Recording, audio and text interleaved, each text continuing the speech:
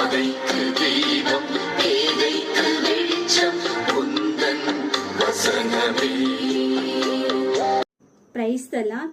இன்றைய நாள் தியானத்திற்காக சகரியா 4:6 பலத்தினாலும் அல்ல பராக்கிரமத்தினாலும் அல்ல என்னுடைய ஆவினாலேயே ஆகும்.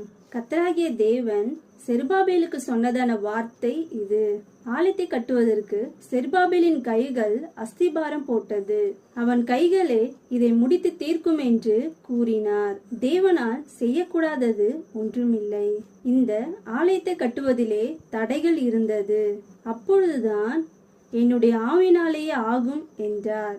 பலர் ஆண்டவருடைய வேலைகளை செய்வதற்கு மும்முரமாக முனைந்திருக்கலாம், அல்லது தேவாலயத்தை கட்ட முடியாத பண தேவையினாலோ எதிர்ப்புகளினாலோ திகைத்து போயிருக்கலாம், முடியாது என்ற நிலைமைக்கு கூட வந்திருக்கலாம். ஆனால் நம்மோடு கூட ஆவியான தேவன் இருக்கிறார்.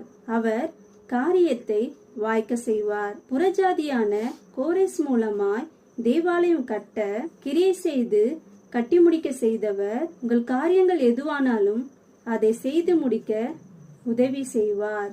ஆமென்.